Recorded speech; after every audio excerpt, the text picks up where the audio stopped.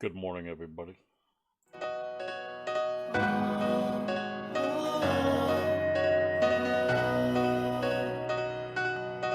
I'm leaving longer to catch the T.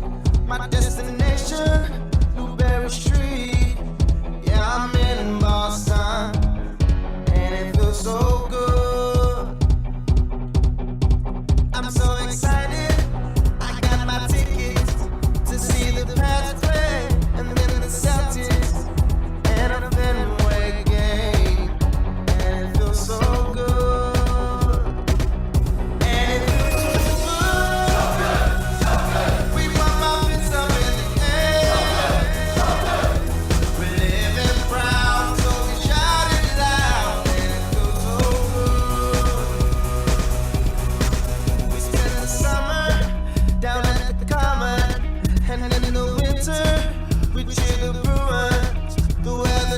Make the cities to people, and it feels so good.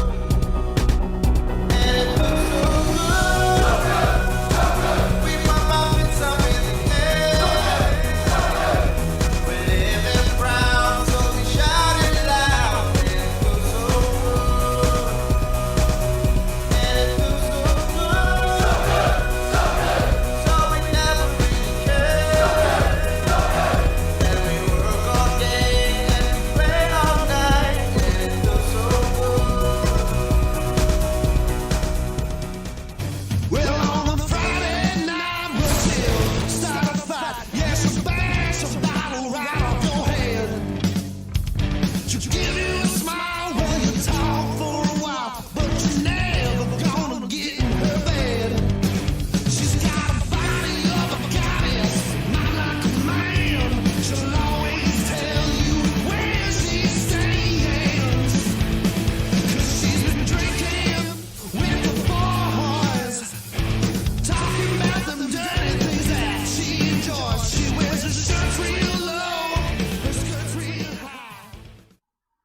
Good morning, motherfuckers. How are you all? Hope everyone is well today. Welcome to another wonderful edition of the Daily Pissah Morning Show. Got your coffee ready, your beer, alcohol, whatever you need to get your day started. I'll go in a chill way here. What is up? I saw Rob sits here and there. Rob, I hope all is well, man. Yeah, another episode. Another awesome episode coming up here. Hope everyone is doing well. We got a bunch of different cool stuff to share. Oh, yeah, right. So yesterday I talked about Mr. Potato Head, Mr. and Mrs. Potato Head. Couldn't have them, now they're back. And, well, this was, let's see. Bette Midler, for whatever fucking reason, she had to put her 2 cents in, right? Like, this is really going to change anything. Anybody who is, I don't know, younger than her really ain't going to give a shit about her, right? Bette Midler, who is, I don't know, non-relevant these days. Maybe it's just me. I don't know. That's my 2 cents. But anyway, she tweeted out on this whole potato head shit, and her 2 cents is, as you see here, Hasbro announced they are removing Mr. from Mr. Potato Head's label, and that Mr. and Mrs. Potato Head will still exist. So, they went back and forth on that. But she's like, I can't believe people are worried about that when they should be worried. What they should be worried about is how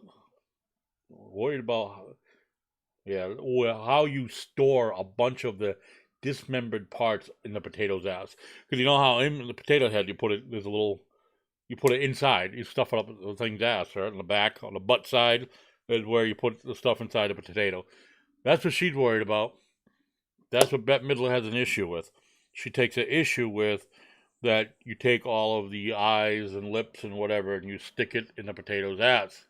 I guess I've never really perceived it that way. I perceived it as an empty piece of plastic, and it's a good place to store it inside of it. Maybe they should have just put it in the back of its head. I don't know. There's another celebrity having to chime in for whatever God knows what fucking reason. Like I said, a lot of times, to me, a lot of celebrities chime in on things to their way to be relevant, the way they're going to jump out and stick into something Especially Bette Midler. I mean, I don't know. I think she's a good actress. Singer wise, not my type of music. The wind beneath my wings. But other than that, just no. I don't know. I'm lost to that one. She just had to open her mouth. It's one of those. Celebrities have that thing. They have to open their mouth on things that are, social issues, politics, things like that. They just can't keep their mouth shut.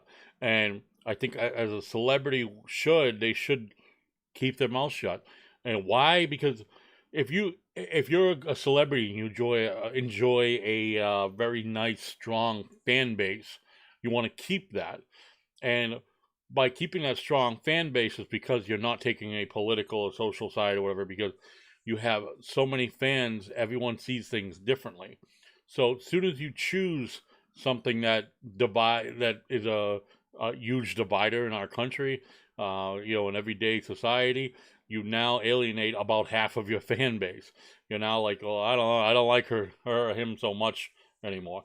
So don't proceed, just shut your fucking mouth. Yeah, you can have your personal opinions, but as a celebrity, your aired personal opinion is like headline news. You can't do that. You have to keep a low profile on that shit. Hi, baby. What's going on? Sounds like a good time to you, huh? Okay.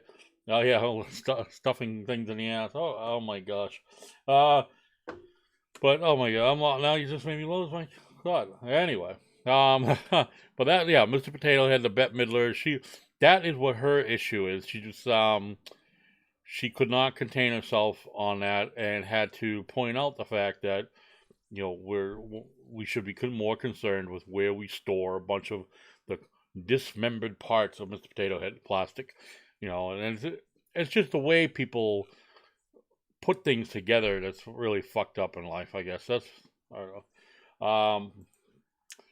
But as I've mentioned before, the chicken wars go on. And Patty will like this. Patty and her kids love this shit. I've talked before about the different companies that the restaurant. Excuse me. Sorry. I need a button where I can mute real quick.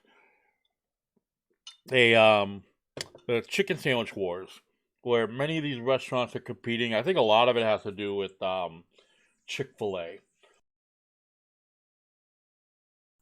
Chick-fil-A, is like, it's kicking ass in the fast food industry.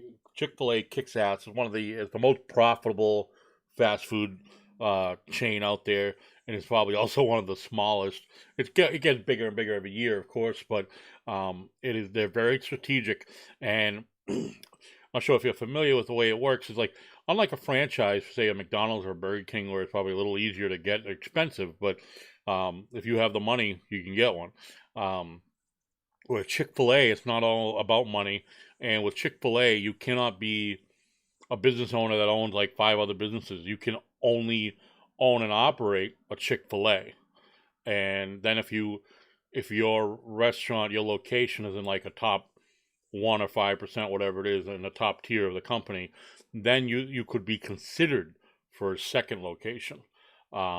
But that's it. You can't be running like multiple other companies like a lot of the franchisees do for, say, a McDonald's. Some will run some McDonald's, some run McDonald's and Burger King or Wendy's. They run a bunch of fast food joints.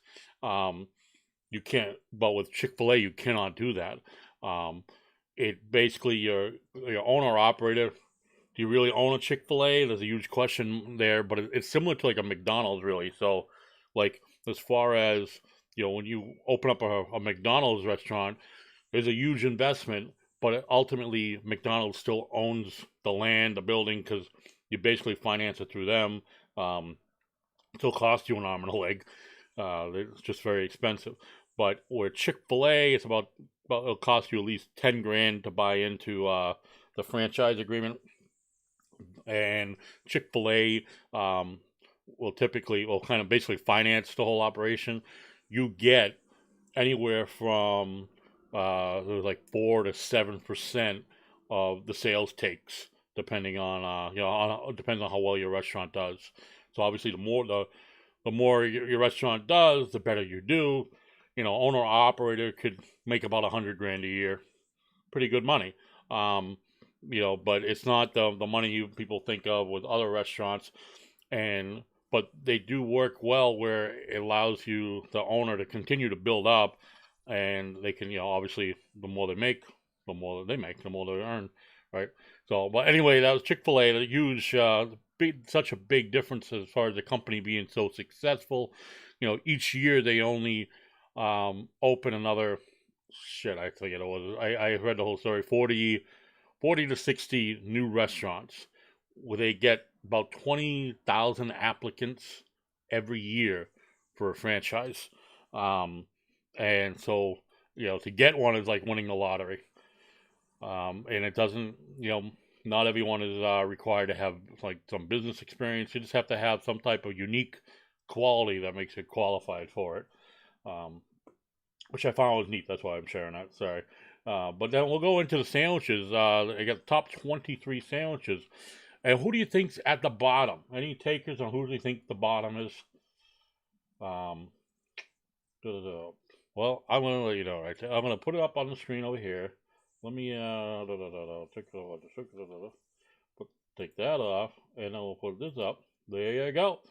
All right. McD's, bitch. That's right. McChicken at McD's is ranked at number 23. Though McDonald's revamped most of its chicken sandwiches, the McChicken remains. I'm okay with the McChicken. I don't know about you, but I like the McChicken. I'm not impartial to the McChicken. I like the McChicken. Well, I can't even talk. McChicken. I like this. I like the sandwich. And yeah, Patty, going back to Bette Midler, she was a comedian in the beginning of her career. She's a great actress. I liked her in all those comedy movies and stuff. She was a great actress. I liked her as an actress. Was a Beaches. That's where Wind Beneath My Wings and a couple other songs out of that. But in general, I mean, as far as a singer, no. But as an actress, she hasn't done shit in quite a few years. And then, here we go. Number 22, Patty, right up your alley. Spicy chicken at Checkers. Now, this is a basic sandwich. It's about $1.50, I think it was. Yep. It's considered its weakest offering on the menu, but they left it on the menu after revamping their sandwich lineup. But to me, that's like $1.50. That you got to keep that. If it's such a simple sandwich, right? It's like the McChicken. You slap it together. It's still a bargain offering for customers. Quickie little sandwich. Hey, give me one or two of those little, your checker chicken there. What the hell they call it? Spicy chicken at Checkers, right? So what the fuck? It's easy. Get it? I think it's very important that you like restaurants like McDonald's and Checkers keep a cheap sandwich. People still want to be able to go to one of these fast food places and get a cheap sandwich. Some people like the premium sandwiches, $4, $5, $6. I know Patty doesn't. Patty doesn't like to spend that kind of money on a sandwich. But if you can go into these places and get a sandwich for like $2 or less, that's key. Especially if you want to get two of them, fries and a drink, whatever, rather than barely be able to afford one. That's a win.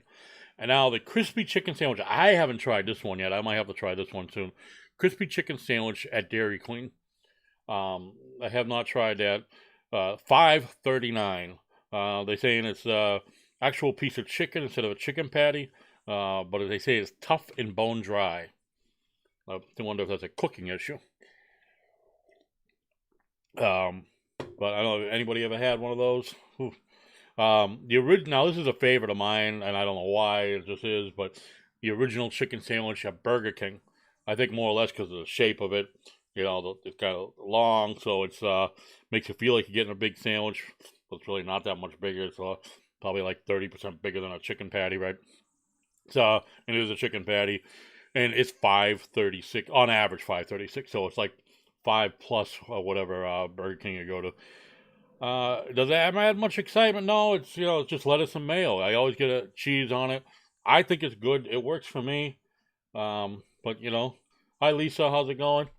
Then number 9. I've never been to a White Castle, and I think that's a bucket list item for me. I don't know if Patty's on that, but to me that's a bucket list item. Is the chicken ring slider at White Castle. Um, it is 2 chicken patties formed into rings. So they put 2 of these chicken patty ring patties on, and put it on a bun, and it's $1.79. Kind of reminds me of which I'm sure is going to be on this list further down, is the KFC chicken little sandwich, right? Easy, quick grab, boom, boom, boom. Love that shit.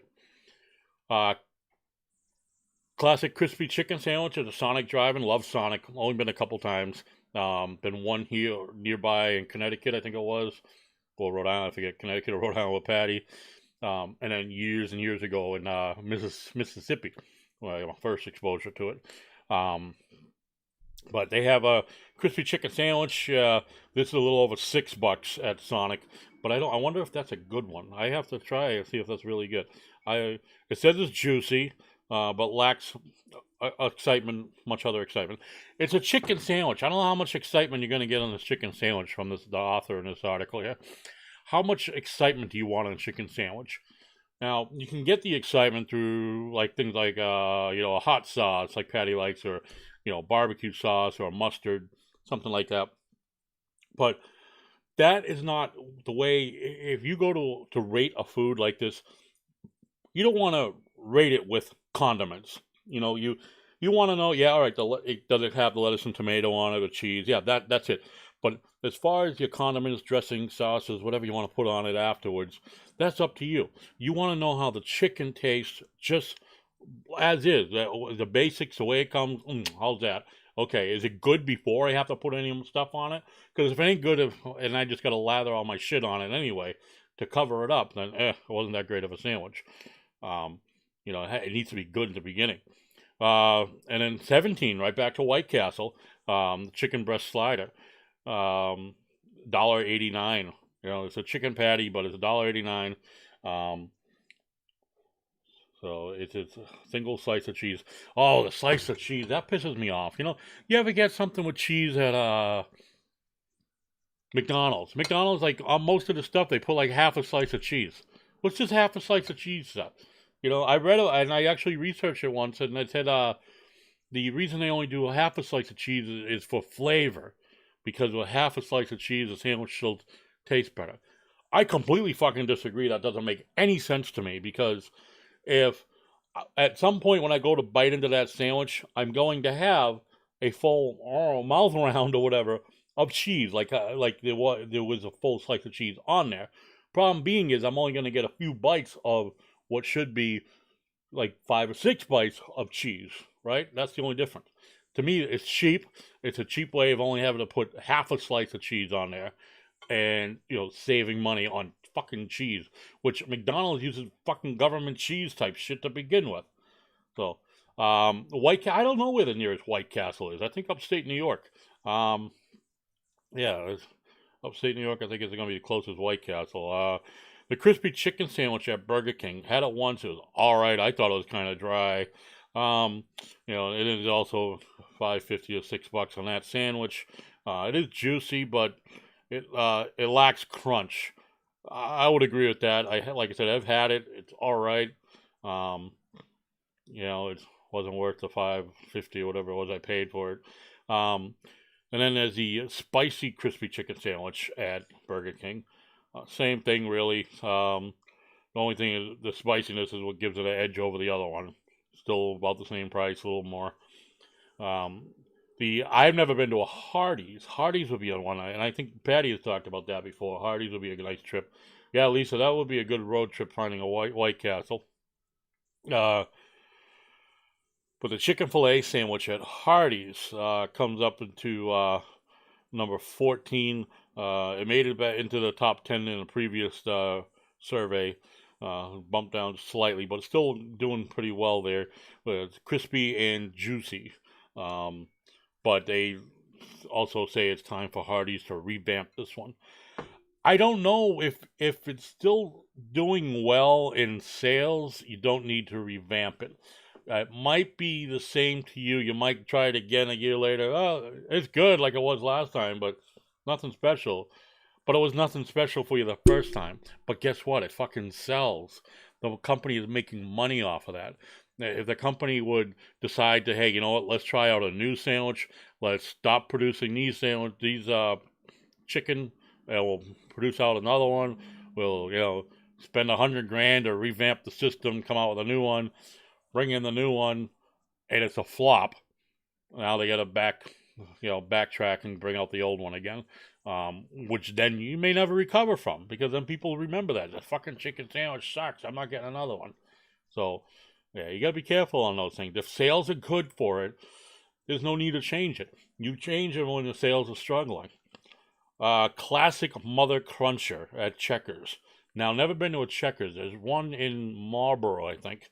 We'll have to try that sometime. Right? Is that Checkers? I think it is. Checkers it did not do well back in 2019. Spicy chicken sandwich on the menu. Yeah, it kept it on the menu. Didn't do well. Seems to be doing well here if it's ranked 13 over all those other ones that we've just read. So it can't be doing that bad. It's not as juicy as some of the other ones. And yeah, it's got an interesting spice profile like the seasoned fries. Okay, so it's got a seasoning to it. Nothing wrong with that. And it's only $4. That's a nice price. As long as it looks fairly, good, got a thickness to it. That's important. Culver's. I never heard of a Culver's. Anybody ever heard of a Culver's? No idea what that is. $6. Thin extra crispy. That's not bad. A thin extra crispy is not bad, but if you're starting to get too much of it's all nothing but breading, you're going through the crunchy batter stuff on it, and because there's so little chicken, that's too much. Nope. Crispy chicken at McDonald's. I have had it, and it is one of their I guess better chicken sandwiches. It's McDonald's, so it's kind of hard to really compare it to. Here, the final comments here. The pickles could be more prominent, but the soft potato roll is a nice touch, which it is. That's true. The spicy version features a pepper sauce that is honestly hot, which is quite surprising for fast food. And it's just over $4. It looks like a good sandwich. I honestly like pickles on a sandwich like that. I could do that. I have done it. Well, I did it once. It was okay. Wasn't bad. Wasn't great, but it was all right. It was like a step up from the McChicken sandwich. That's really how I saw it. Raising Cane's, never heard of it, but that does look like a really good sandwich. The sandwich combo of Raising Cane's. Wow, look at that fucking thing. That looks like chicken, right? I mean, that's how you expect chicken to look.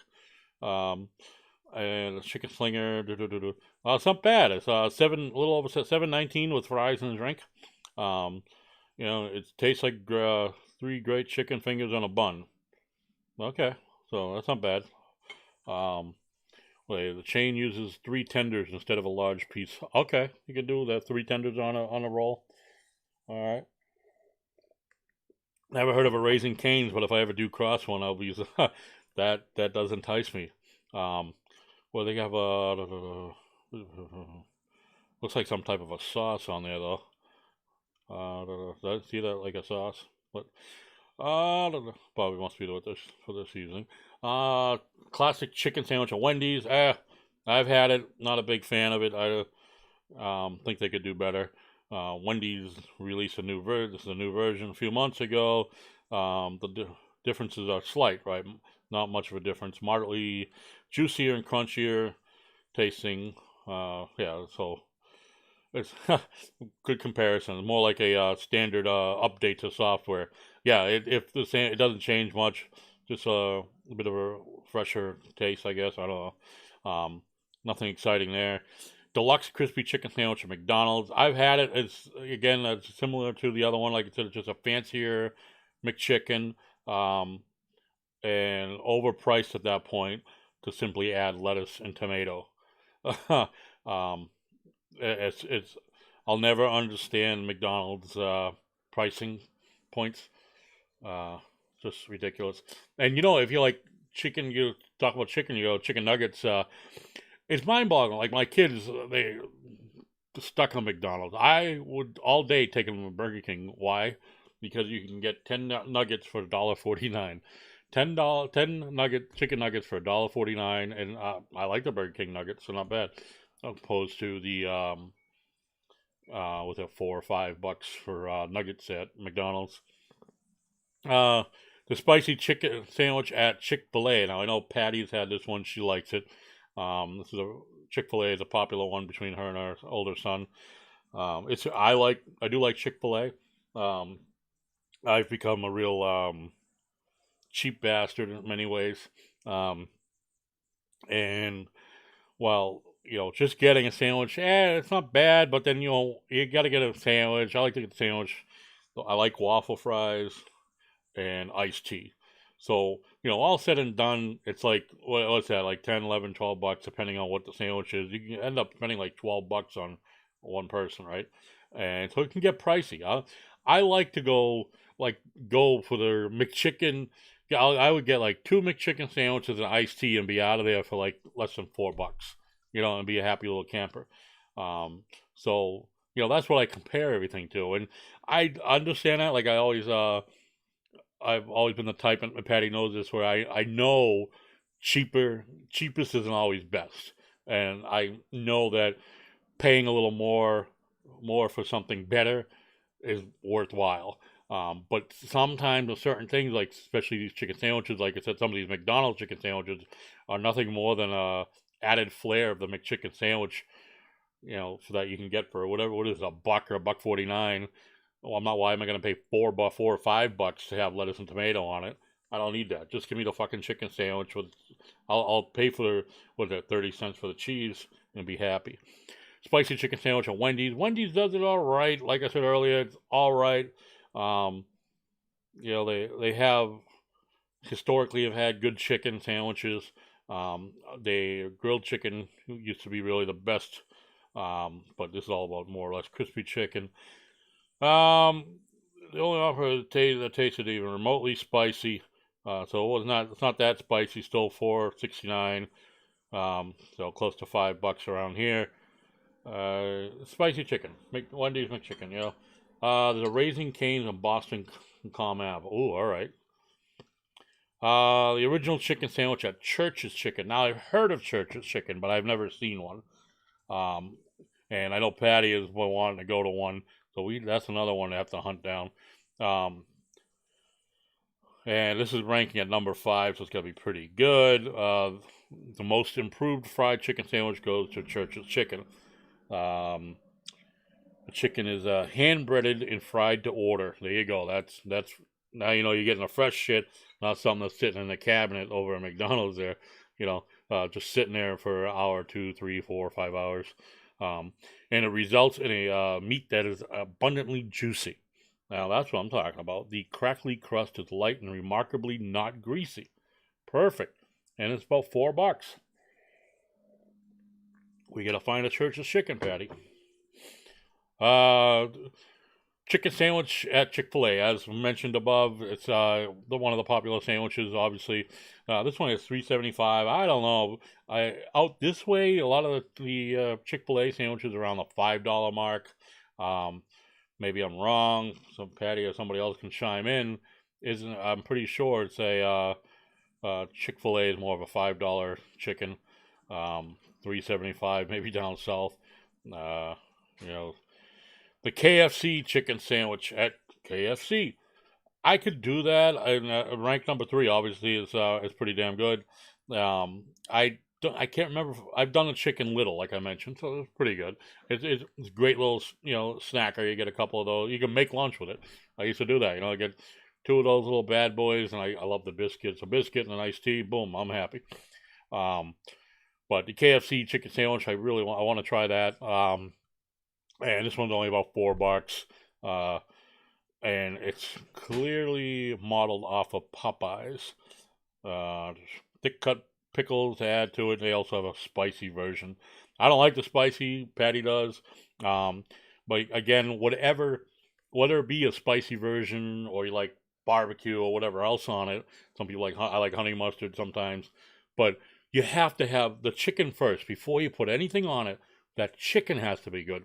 It has to be crunchy, has to be juicy before you put the sauces on it. Even if it was a spicy chicken sandwich, let's think about that. Before that spiciness went on it, how was the chicken? Was the chicken juicy? Is there a good crunch to it? That's the first two key points there. After that, because it'll that makes the sandwich. Nobody goes for a crispy chicken sandwich as gooey. Chicken Shack at Shake Shack. Okay, well, Shake Shack I know of. Haven't not had a chicken sandwich here, but this is ranked number 2. Um, it was a good ranking. It's not even close. Okay, so why fall to number 2? The chicken still. All right, so it was number 1. Um, shredded lettuce, cooling, so for whatever reason, he said the whole package doesn't quite come together with the same kind of magic as my number 1. All right, so we'll find out what the number 1 is. It is juicy, the juicy sandwich, deliriously crispy coated. So, but is that, I don't know, that too much crispy coated? I mean, I like a good crispiness, but I don't know. That looks like I don't know. That looks greasy. Which greasy can be good, but I don't know. And there we go. The fried chicken at Popeyes, ranked number 1, Patty. Oh, there you go. And she's been dying to try one for those. Ranked number 1. The sandwich that truly ignited the fast food chicken sandwich wars features an absurdly crispy crust and tender chicken laced with a complex spice profile that slowly yet relentlessly reveals itself after each bite. The fat pickles add a snap of tartness and crunch. So I like pickles on the sandwich. That's just for that reason. The original adds a swipe of creamy mayonnaise, but the spicy version sauce lends a lingering glow of heat that creeps up on you. Well, that's perfect for Patty, right? It's nearly irresistible. I should know I was genuinely impressed when I first tried the sandwich and keep returning to do it again. And that's priced around $4. I think it's still about that. I think it's $3.99 out here. But that's the chicken wars. I keep doing that. I bring that every time I see something new about chicken sandwich, because that Taco Bell just came out with one. Their chicken taco, their version of to jump in on the chicken wars. They have their chicken taco. They have a spicy version also that you can get. So every time I see something in the headlines on chicken sandwich, I have to throw it in there. So, TikTok, boom. Did you hear about this? TikTok recently removed 89 million videos from TikTok. Most of them were from the U.S. So what it was, they have their privacy rules. This violent, anything that they determined that was violent or misinformation, things of that nature, got wiped out.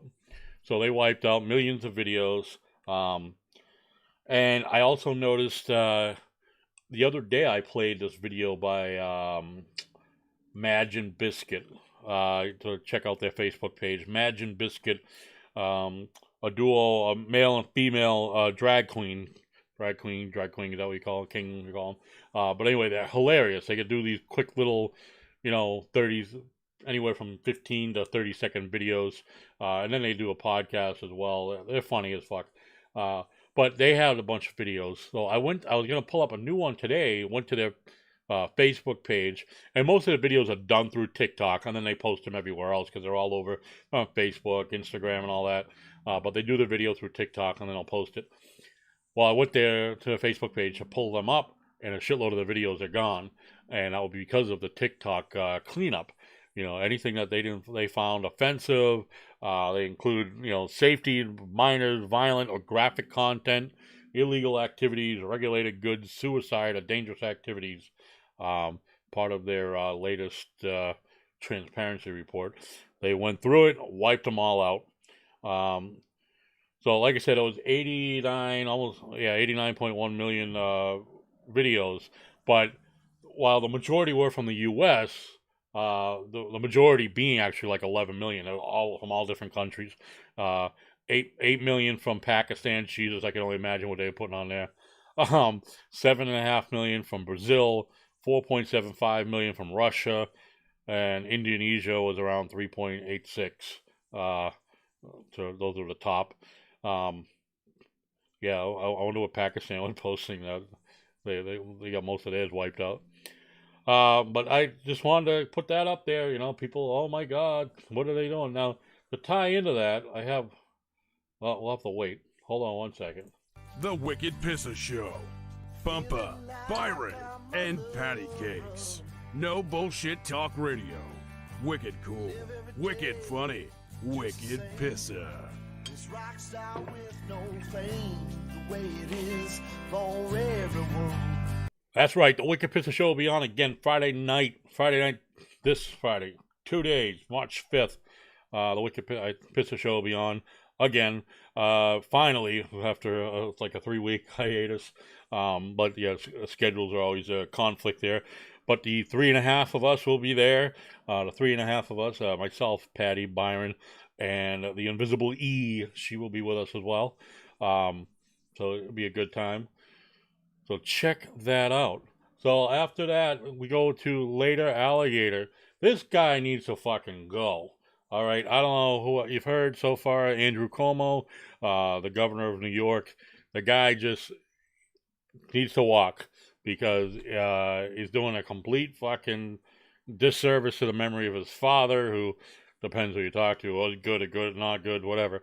But anyway, this guy's got more and more sexual harassment shit coming out against him. Then you get the FBI investigating him for basically his administration hiding the numbers on nursing home deaths and stuff like that. So curbing the numbers of New York, which it's just mind blowing. It's like I think he enjoyed the power trip of the full control of the state and just shutting fucking everything down, and then making life miserable for everybody. And then, magically, like everywhere, and I've said this a million times to other people, is that magically, a day after Joe Biden becomes president, everything's safe again. We can open up. How is it that hello, help me out here. Help me out. Help me figure this out. How is it that, all of a sudden, with new president, everything's safer? As far as the COVID shit. That's exactly what happens. So, but yeah, this guy, he's going to get what he's got coming to him. Ren said, hey, Ren, what's up? Jail. We would love to see him go to jail. But, we all know very rarely does a politician go to jail. It doesn't happen enough. But he definitely needs to he needs to resign. He needs to be pushed out. And, he's got to. What usually happens in these cases after one of his former administration employees quit and came out with the sexual harassment, they come like dominoes after that. More and more will come, just one after another, just like they always do. Once one person is brave enough to stand up, others will say something. And one of the arguments I read is that, well, he's never raped anyone. None of these women have claimed rape. They all claim, sexual harassment in the workplace, basically. He's very flirty, handsy, and kissed a few, things of that nature. So he just, like I said, more and more keep coming out. This guy is, between that and hiding the real numbers, which really place a danger on the rest of the citizens of New York, if their stats are all covered up. That's something that needs to be fixed, because we need to know the accurate numbers. Whether the numbers are accurate or not is another issue, because you're just, again, placing more New Yorkers in danger as far as that. And, so 3 allegations of sex harassment so far against him, all in the past week or so. And, they're just going to come more and more as more people get brave up or lawyer up first. So, a lot of times they go to a lawyer first and explain what happened and see if this is something they want to pursue or not before they just jump out in front of everybody. So poll numbers are low for him. Ooh, big fucking surprise now, right? But again, unless I don't know when his current term is up. I'll have to look that up. I don't know when his current term is up. Probably not soon enough. But, I know a lot of people are trying to push him out, want him out now, considering the investigations and numerous sexual harassment. destroyed the New York economy. Oh, absolutely. The shutdown of New York City is like the core of New York, financially, and nobody can go to New York right now. I maybe they can. I don't know. I haven't looked at the current travel restrictions for New York. I know I've tried to go there a few times over the past year. Can't because of the restrictions. Would have been nice to spend some time in New York City, walk around. Um, you know, Not really thinking about the COVID stuff, but just to enjoy New York City, spend some time with my significant other here. We always like to do little trips. But yeah, he's a creep, Lise. Exactly. Um, but as you were going on to that, from destroying the economy in New York to more economy destruction, uh, here, like this, I bring up a college that's local here, but this is happening everywhere. They're popping up. If you read stories, popping up all over the country, where a lot of small schools, private schools, are closing. And these schools, private schools, are they're big money. They're big money as far as tuition. I mean, you go to a private school, it's going to cost you, and a private school is anywhere from like 35 to 100 grand, depending on which one you go to, what your major is going to be, or whatever. Here, Becker College is a huge school here for, I think, nursing, veterinary medicine, a lot of other things, but they are on the brink of closing, probably as soon as next year. Um, and one of the big things that were brought up in all of the closings, all the financial issues most schools are facing, is the COVID thing has brought a lot of people to remote learning. Now, if your kid has or is about to graduate from college, from high school, and going to go to college, but say he's looking at Harvard, okay? I don't know the status of Harvard right now, but say Harvard, we'll go nice and big, all out, right? Where it's going to cost you 7,500 grand, depending on what the kid's going to go to school for, right? A year. So now you're looking at putting a kid to college. It's going to cost you muco bucks.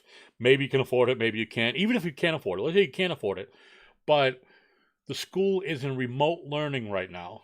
And so they don't know if they'll be able to open up again.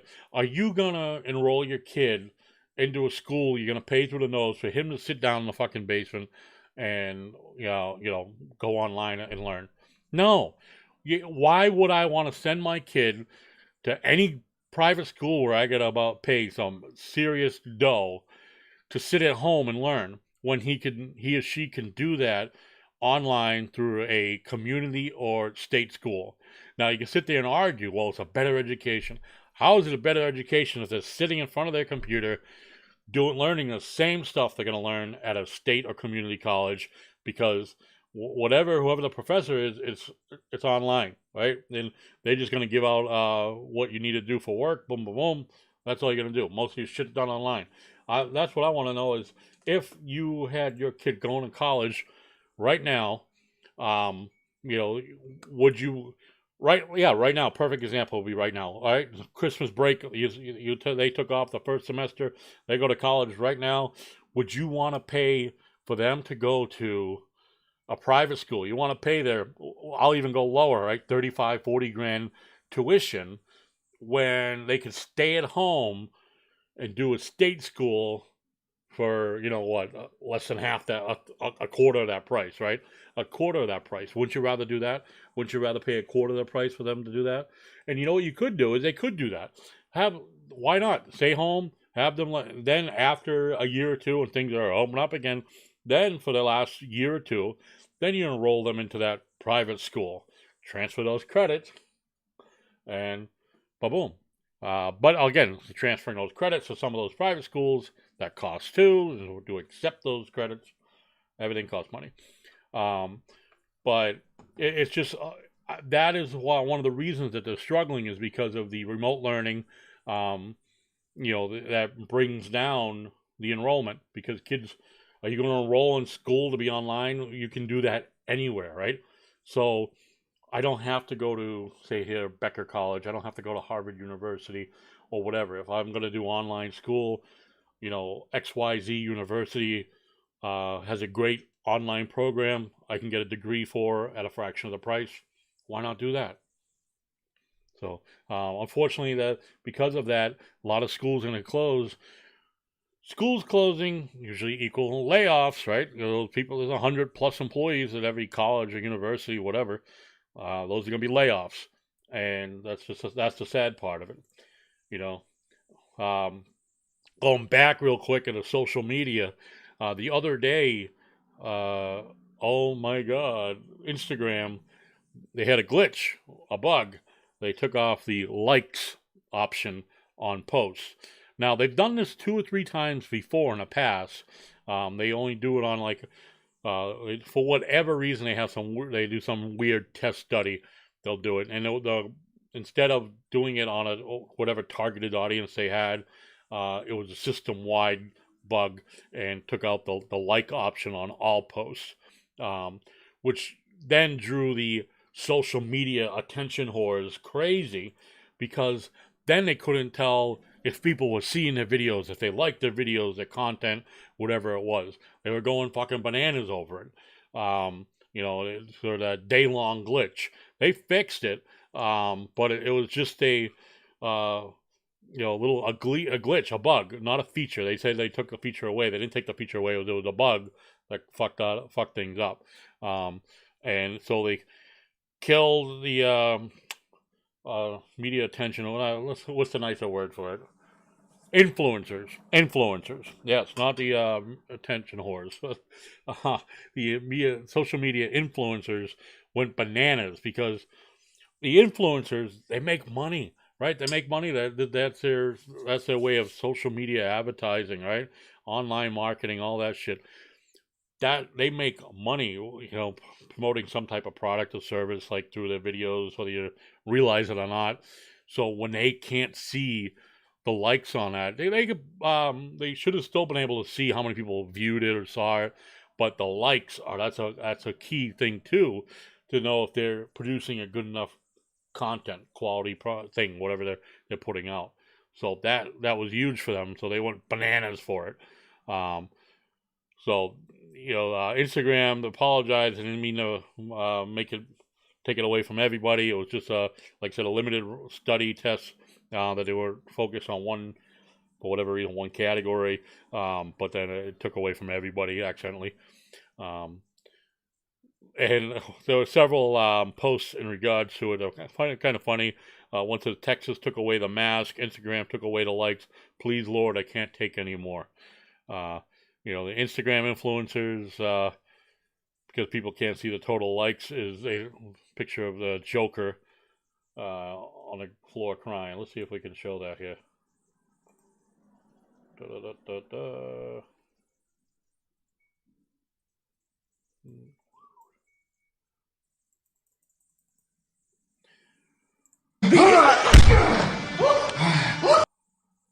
Oops, sorry about that.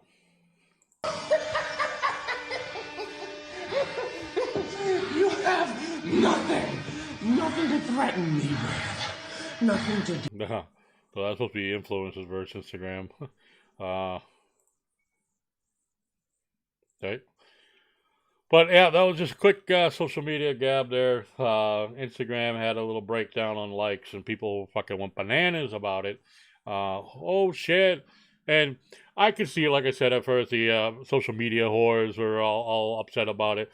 But when you really look at the, quote, influencers, the influencers are money makers. So if they can't tell if the content's doing fucking awesome or not, that's huge on them. But, at the same time, these social media influencers have to remember that these social media platforms are private, owned by these companies. At any time, they could change those rules and fuck up your lifestyle, your living. So if you're making your 6-figure living as an influencer, YouTuber, or whatever, it could be gone like that. Oh, my fingers are. There we go. It could be gone like that, right? All they have to do is change the rules. Say, you know what? We don't need, because they don't, but the platform needs them too. The influencers are what make the money, because they get a portion of the advertising, especially like on YouTubers. YouTube makes a shitload of money from those people watching the videos. So they want the content providers, and that's why they share the money with them, share the advertising revenue. But like I said, though, for whatever reason, if they decide, we don't need this kind of money from this kind of content, boom, they cut it, and then those people are gone. So it's very tough to become so dependable on one source like that, especially in social media. It's a private platform.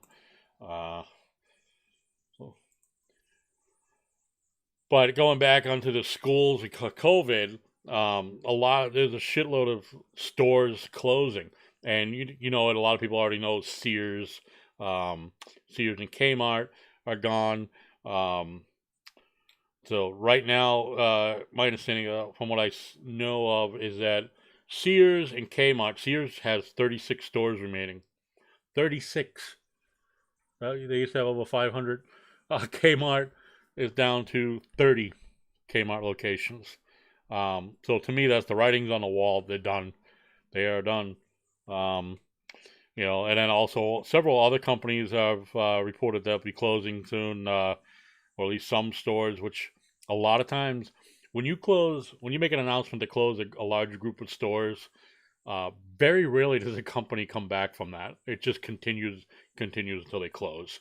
Once in a while they'll make an announcement to close like 3, 4, 5 stores because of poor performance of same store sales, or they opened up new stores kind of too close proximity or things like that. So that makes sense. But when they announce they're going to close anywhere from like 25 to 50 stores or more, to me that's doom, because they're not going to recover from that. Victoria's Secret lingerie, that pink, everybody likes that stuff, said they will be closing 30 to 50 stores this year. And that's in relation to the pandemic, and that's what all these companies have right now. Many retailers already operated on a very low margin, and while I talked about margin before, it's like depends on what you sell. Every company has a different level of profit margin on what they sell. Like supermarkets have like probably the most narrow profit margin of any retail category, because they're literally like a single digit 3 to 6% profit margin, net profit after all said and done. So there's not a whole lot of room for budget mistakes there. Electronics, like a Best Buy, has more room because they have a bigger markup, especially in audio products. Audio products are huge markup. A little bit in the TVs, not as much, and very little actually like in software and games. There's not a whole lot of markup on that. Appliances a little bit, but they overall, the percentage-wise, a markup is higher than a supermarket. But they also have a huge overhead for distribution, right? Delivery network, all that stuff. And I bring that up because Best Buy is also closing several stores. So right now they're closing about 20 large format stores. That was recent. They closed 20 recently, and they are looking at 450. They're not going to close 450, but they have 450 stores with leases coming up soon. So they are all under review. So I wouldn't be surprised to see them probably close 100 stores soon. Again, that's all because of both the pandemic and every store also has to compete with the likes of Amazon, eBay. And I know eBay is like, it's become secondary. Before, eBay was the shit before Amazon became to what it was. Amazon was just a bookseller. They sold a few other things. eBay was the shit. And then Amazon took that over. But eBay is still, honestly, a great source. I'll tell you, before you click buy on Amazon, just do a quick check over on eBay. There could be a seller that's selling it cheaper for whatever reason, the fees in the network are less, all that, whatever. Just check on eBay, because a lot of sellers on eBay, or some sell on both, their prices on eBay are better. Check it out. It's just always shop around first. And that's another thing. And our co-host Byron, he says never pay retail, and that's what a lot of people live by these days. And it sucks because the retailers retail stores are, in many ways, have just become a showroom for everybody.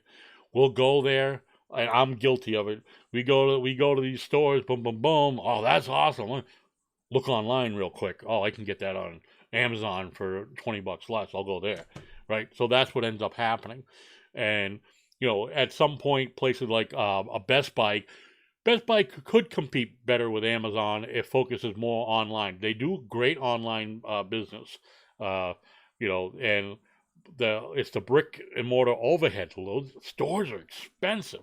I mean, the rent alone is fucking like, I don't know, 30 grand a month or something retarded, right?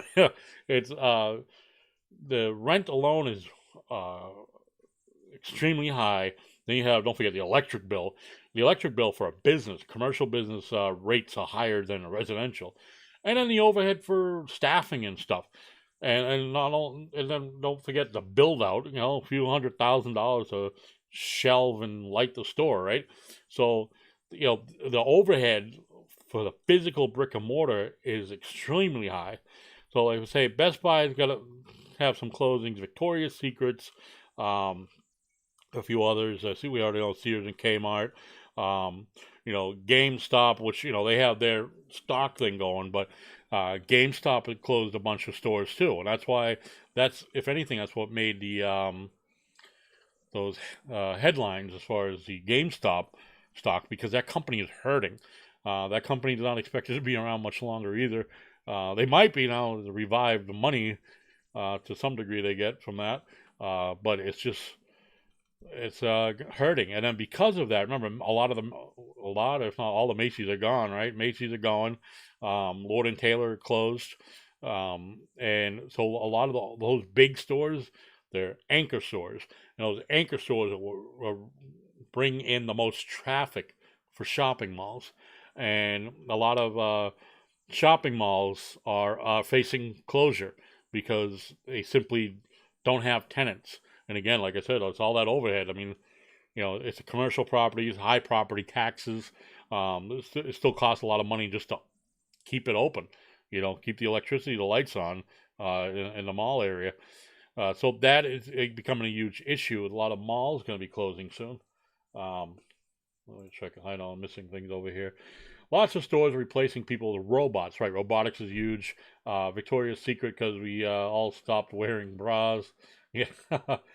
Kids need to study that. You're right. Very true. But yeah, a lot of stores, they're hurting, and because of all the closures, malls going to face it next. But then if malls close, then that then narrows down areas where these smaller stores can go. There's a million and one tiny stores that we like in the malls, which actually Victoria's Secret's one of those inside those malls. So it's going to be interesting because, like I said, before the pandemic, before the COVID shit hit, stores were already hurting. Stores were already having a problem pre-pandemic, and the COVID just blew that up, accelerated it, and now we're going to deal with the outlash. No matter, it's after March 1st now, things are slowly opening up. Miraculously, Joe Biden's president, everything's safe. But because of that, it's still too late, and a lot of things won't open up. There's still rules that are keeping things from being open. Venues, stadiums, stadiums have been nothing but a playing field. Nobody's inside them because they're not allowed to have any fans. Super Bowl had a 30% capacity for players. For fans. For the Super Bowl, they can only have 30%. If you watch the Super Bowl, it looked packed, but if you waited until you got to a right scene, you would see a few people cheering on all around them with cutouts. Those cutouts, and they do that in a lot of the like baseball season, because when they focus on the batter, looks like there's a bunch of people in the background. It's all cutouts. They want to make it look like there's people there, so they put a lot of cutouts down the lower sections, so that way during the play it looks like normal. But nope, there was nobody there. 30% at the Super Bowl. Although Patty did mention that she had read that Alabama football team, Alabama was a university, for the next this upcoming football season plan to be at full capacity. I guess Alabama's allowing it. I don't know, but they gonna when they do restart play late this summer, they're gonna full stadium, which is like 90,000 people or something. But they're gonna do that full capacity, back to sellout crowds. They need that shit. But because of, have you been like a Trader Joe's? You know, a Trader Joe's. Trader Joe's, a supermarket, but it's very small. It's a little, what they call, little niche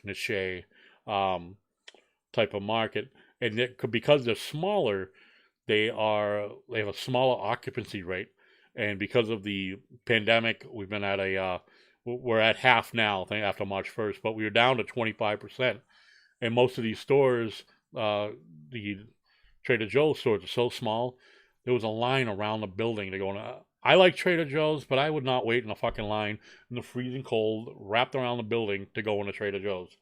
Fuck you, sorry, I'll go to another store. You know, and I know Trader Joe's has a lot of great stuff, but to me, I don't wait that long.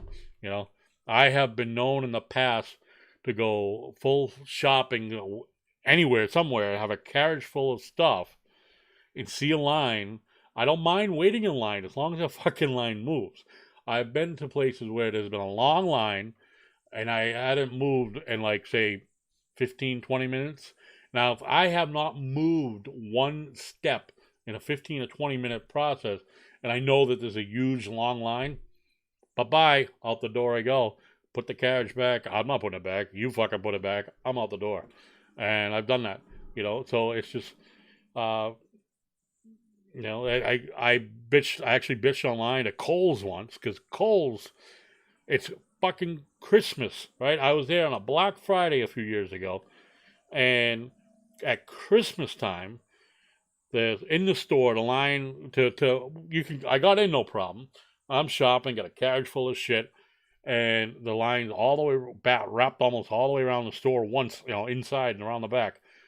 And so I'm waiting like fucking 45 minutes to get towards at least the front part, and I see they only have like 6 registers anyway, right? Only 2 of them are open. It's fucking Black Friday. There's 2 registers open. I was fucking ballistic, and so I'm on, while I'm in line, I'm on Facebook fucking shitting on them, you know, boom, boom, boom, and then, you know, somebody tried to defend them. Well, it's Black Friday. They're trying to help people.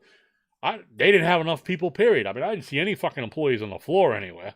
And then all 3 people up front.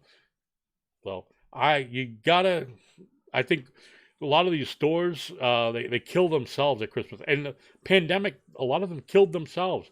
Maybe not stores, a lot of restaurants chose not to open during the pandemic. Because they just, you know, if we can only allow X amount, we're not even going to bother to open.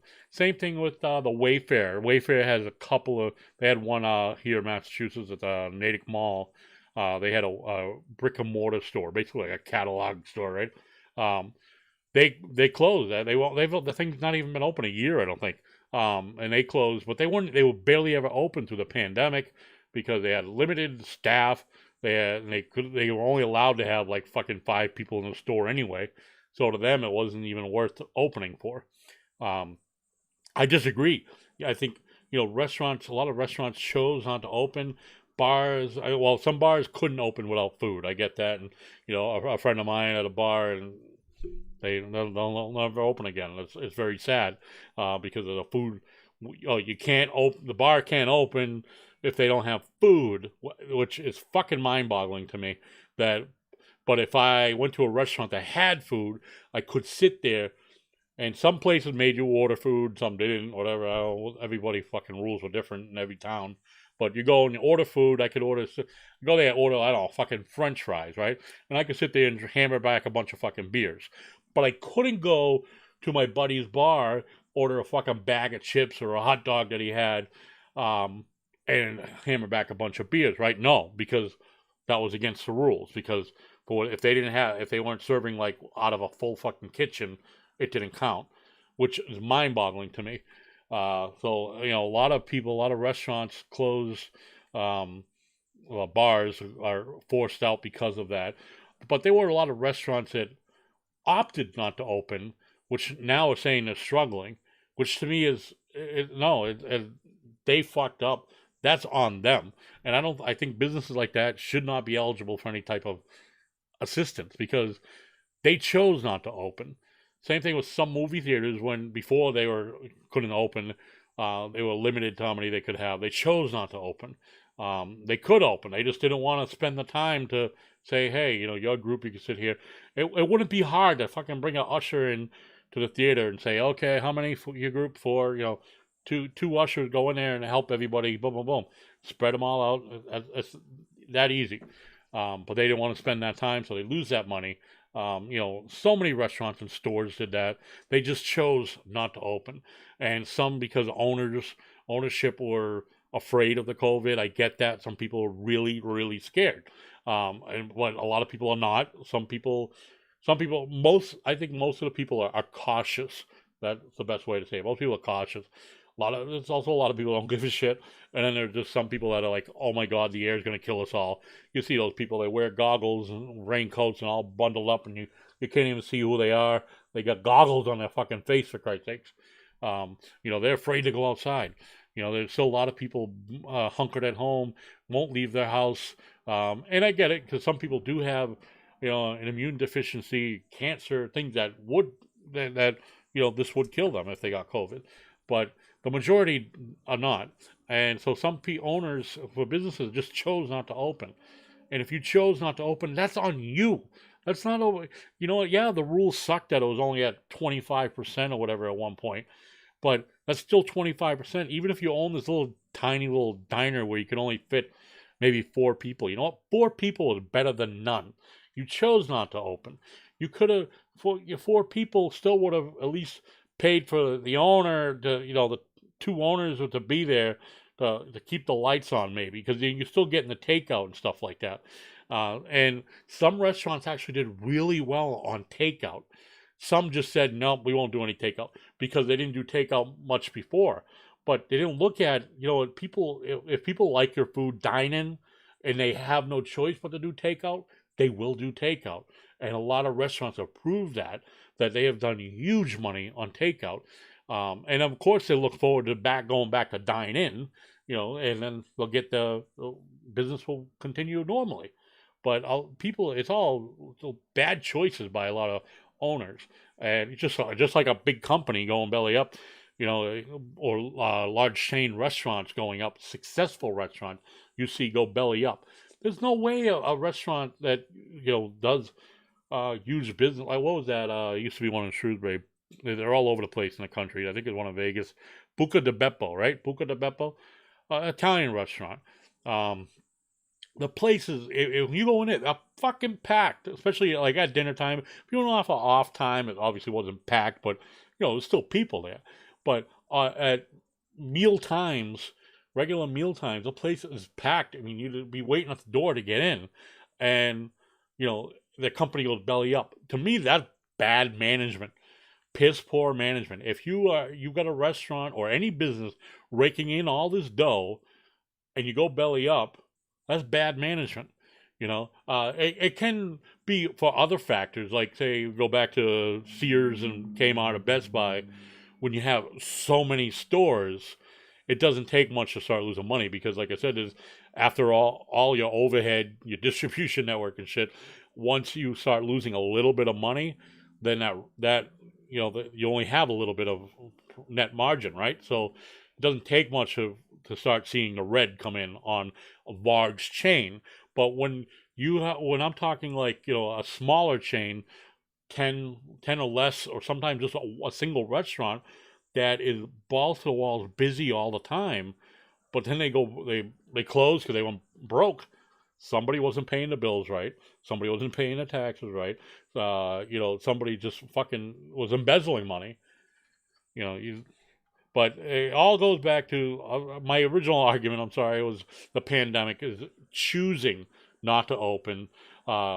And a lot of retailers did that also. If you went to the mall, there were a lot of small stores. The chains were open, but a lot of small stores, mom and pops that operate in the mall, were not open many times. They, well, sorry, we're closed today. And I get that some employee gets sick or whatever, to COVID, they don't want it, they can't be open. But if there was a COVID outbreak, like if I owned a store in the mall, just me, and I had like 3 or 4 employees, I owned one of those sports memorabilia stores, and I had a COVID outbreak. One of my employees tested positive. Okay, boom, I gotta get either myself or get somebody in the store, clean it up, right? Do the cleaning, and get all the employees tested. Boom, boom. That's like a day or two. I mean, that's you send all your employees to somewhere where you're gonna get test results in a day or two. But you get XYZ employee didn't work with A employee, so they weren't exposed. All right, you know what, XYZ, you guys are good to go in, but let me have the store clean first. You get a contractor clean in there, and now XYZ can go work the store until you and whoever might have been exposed get tested. But anyway, I think poor management all around, and stores that in the pandemic, if they were doing okay going out, that's on them. Like I said, I know many companies were already hurting before pandemic, and that the pandemic was just a nail in the coffin, and it will be the nail in the coffin for many shopping malls. Shopping malls will be closing because I expect within the next couple months there'll be more announcements of stores closing, because like I said, without that Christmas window, I mentioned this yesterday, without that Christmas window, very slow Christmas season in the malls because they had a limited capacity. Those stores are going to hurt. When it comes to the year-end balance sheet, the numbers are not going to line up, and come by whether it be spring or summer or July, they'll be announcing more store closings. And it's going to be sad, but it's just going to be a fact of life. And what was this one? Let's see. Oh yeah, this was and this is a sad one. Now, this is out of California. This happened a couple days ago, Tuesday morning. Yeah, yesterday. There was a Ford Expedition got in an accident, and there were not enough seat belts. And you're going to hear why in just a second. This is fucking mind-boggling.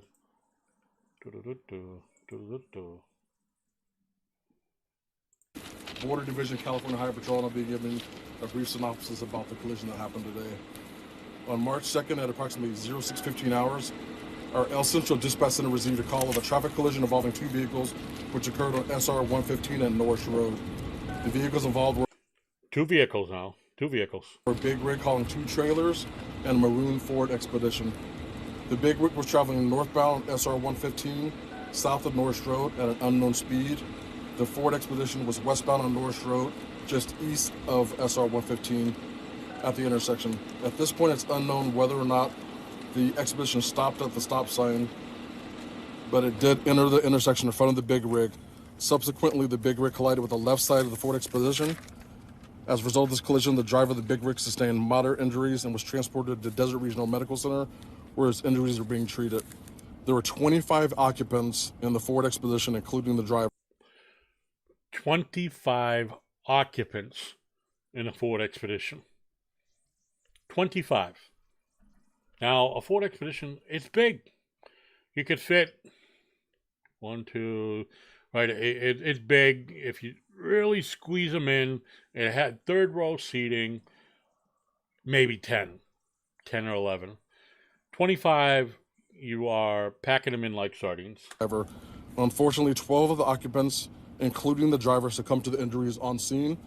1 other person was transported to the hospital where they also succumbed to the injuries.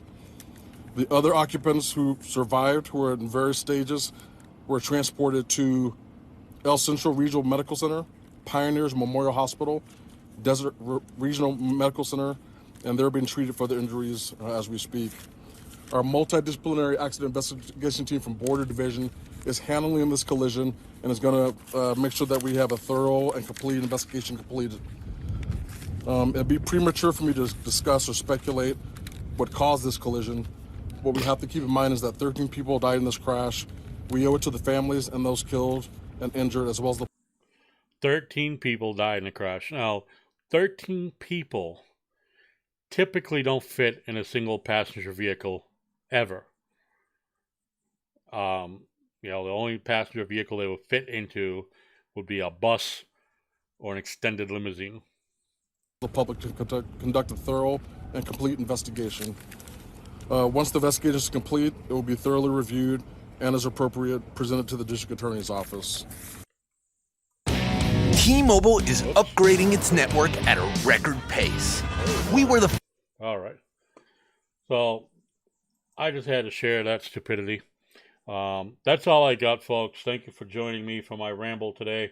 I felt bad for a lot of the businesses going out. It sucks. And to me, like I mentioned Best Buy, I worked for Best Buy years ago as a manager. I personally love Best Buy. One of the best companies on the planet, or was at one point. They've had a lot of changes over the past decade, which I think is really what hindered them the most. Typically brought on by board of directors, investors. Investors are, I hate to say it like this, are like the bloodsuckers, because and I hate to say bloodsuckers because you or I could be an investor. All right, say tomorrow you win $100 million in a lottery. Okay, you win $100 million. You might invest your money into something like that. So you might take $10 million and invest in Best Buy or something, or be in one of these companies, end up being a major shareholder. All right, there's another company called Fry's Electronics. I think they were Texas, the West Coast. They've been around for years too, 30, 40 years. They had really cool, unique places. They're going belly up, all because of competing with Amazon and what's the other one online? Newegg, because they're electronics. But a lot of it's been tough with the pandemic, like I said, because the stores have been hurting already because of the likes of online shopping. And like Walmart competes online shopping now. They're trying to compete with Amazon, starting their own Walmart Plus or something like that. Walmart's not bad either. You can buy a lot of shit on Walmart and go pick it up. They would have them delivered. Before its recent Walmart Plus thing, you could still do a lot with Walmart, similar to Amazon. You can get some great prices on there. And then, like I said, same thing with Best Buy. Best Buy offered same thing, a lot of online orders and stuff like that, or you can order it now and go pick it up in the store like in a half hour. It'll be ready for you. And that is very good. And what I say about the bloodsucker investors is because you or I become that investor. Okay, well, we put our whatever millions into this business. Where's my money now? Because what we want, there are two things that as an investor you want. You want your return on investment, which means whatever. If you put in $10 million, you at least want your $10 million, right? But the whole point was to make more. So you want that $10 million to be worth $15 million, $20 million, because you want that stock price to go up.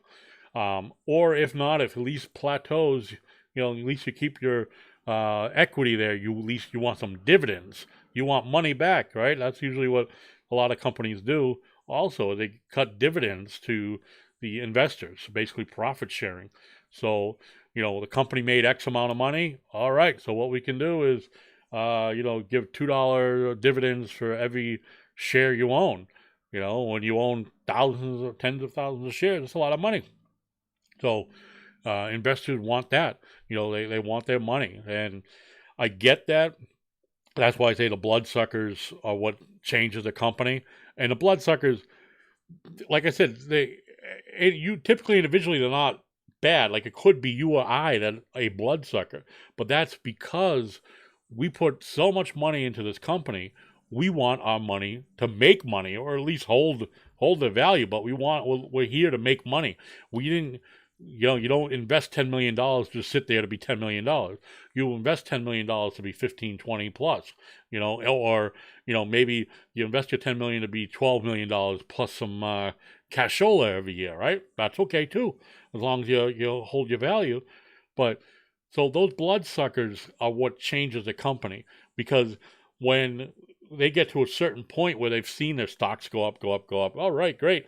But like in Best Buy, if you do like a historical check on their stocks or whatever, that fucking thing is split so many times. If you bought Best Buy stock back in like, I don't know, the 80s, if whatever. I forget when it first IPO'd, but back in the 80s, all right, and it split, probably half dozen, if not more times. Your stock's worth some serious fucking coin. But you also become, all right, oh, there's my stock here. Oh, wait, it's been a few years. We haven't had a split. We haven't, had any increases. We've actually gone down a little bit because of our competition with Newegg and Amazon. I need my money, so there's a shakeup. There needs to be changes done, or the CEO goes. Boom, CEO goes. CEO goes. Boom, CEO goes. First one to blame is the CEO, right? Because they're not listening to the board of directors who say, I want money. I want money. And that's all they give a shit about, is the CEO makes a change where their profit goes up, and the value of the company. So that's where the bloodsuckers are what kills the company, like Sears, Kmart. Now, the Sears and Kmart relationship, Sears bought Kmart, which I could not figure out how they did that, because Sears was barely holding on when they bought Kmart. And when you look at the numbers, Kmart was doing better than Sears, and for a long time, Sears lasted as long as they did because of Kmart. Because of Kmart's money, income, that's what kept the whole company afloat. And then now that trickled down into Kmart, and it just sucked the blood out of Kmart. And, Sears killed Kmart. However you want to look at it, however you want to explain it, Sears killed Kmart. It's sad. Retail is, but I'm just as guilty as everybody else as far as like my thinking as far as an investor, but then being on the other side of the table as like an employee for that company. Well, we're doing the best we can, blah, blah, blah. Well, if you don't do better, you're fired. And then also as a shopper, where like, oh, I love that company, but shit, if I can get it cheaper, and that you're never gonna get shit cheaper in a brick and mortar, usually, unless it was on sale or whatever. But usually, because that brick and mortar has that overhead, they need that money. They can't not raise the price. So where again, if I am operating the sales of like, I could operate if I did completely online like Amazon. Amazon does the sales of say a Best Buy times 100 without owning a single brick and mortar location. Well, I mean, Amazon has a few brick and mortar mall shops now, if you haven't seen those. But in general, like before they came out with that, they do so much in sales without having a single brick and mortar location. They own distribution centers that are, 800 plus thousand square feet. Which the distribution center itself is bigger than most shopping malls. And it's just a big, giant fucking warehouse. Shit flying around and shipping out, in and out. And, that's a warehouse space in equivalence to a retail space is dirt cheap. Warehouse is big steel structure. There's nothing there. Okay. And it's just money. It's all money. Warehouse employees and, bigger space. It's a lot of money, a lot of profit, less overhead than a brick and mortar store, where, like I said, that one distribution center can do as much business as 100 locations, if not more, of brick and mortar, and that's a lot less overhead. So that's why Amazon is winning, and unfortunately killing the retailer, kind of like like what JCPenney was years ago. Remember, JCPenney was a catalog. They went to a catalog store. They probably should have stuck with being a catalog. Same thing with Sears. Years ago, mostly, back in the 40s, the 50s, whatever, it was mostly a catalog company. Right? That's how it started, late 1800s. It started as a catalog. Then they opened a couple of stores, but, most of the stuff was only available in the catalog. So now we're kind of going back that way. It just happened to be an online catalog, Amazon, eBay, Newegg. It was all, in Best Buy online too. But that's it. Retail dying. We're all guilty of it. Pandemic did not help. But with that, stay safe, stay healthy, everybody. I'm going to be checking out here. If you have any stories or whatnot, please send them to me. I love to chat about silly shit like this. I like to kind of add my 2 cents to it. And, I know it affects everybody one way or the other. Like Ren Jones here talking about things like New York and restaurants and bars. She's a comedian. It affects her way of life, not being able to go to bars or perform at bars and stuff like that. Other venues, a lot of these venues will be closing. A lot of people is ready to open up. I don't think they're going to be able to open up because, they got to come up with all that money now for alcohol. They've made no money in the last 8 months or whatever. Now they got to spit out more money for a new alcohol bill. That's another thing. If a lot of bars had closed because, like I said before, there was no food or they were limited in spacing. Some bars are really tiny, so they just didn't open at all. And so now those bars are going to reopen or try to reopen. Well, they got to get liquor distributors, which they had laid off a lot of people because they weren't selling liquor. It's a huge thing tie-in here, folks. Everything just ties in.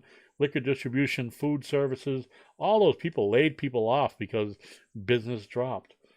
It's just sad. But until then, all I can say, Until it's over, bye-bye. look at what we've done.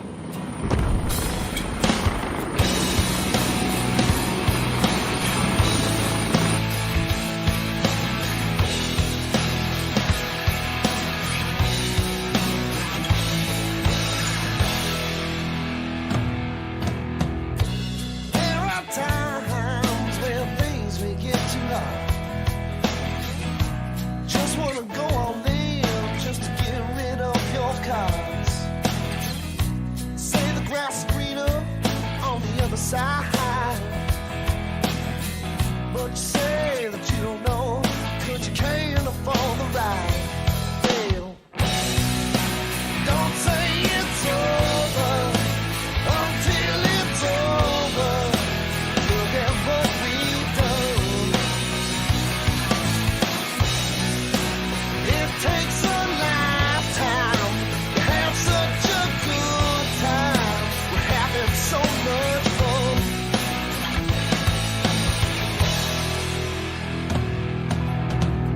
The ball's in your hand, you gotta run with the blade. You think about the future, but you don't care about much today. You like the way it's silent, and no one bothers you. But when the world's in your hand and you ain't got no plan, well, you just don't know what to do. Now tell the truth. Don't say it's over until it's over. Look at what we've done. It takes a lifetime to have some.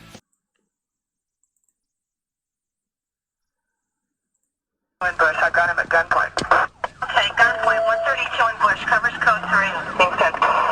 Unix 2514 can transmit on tag 2.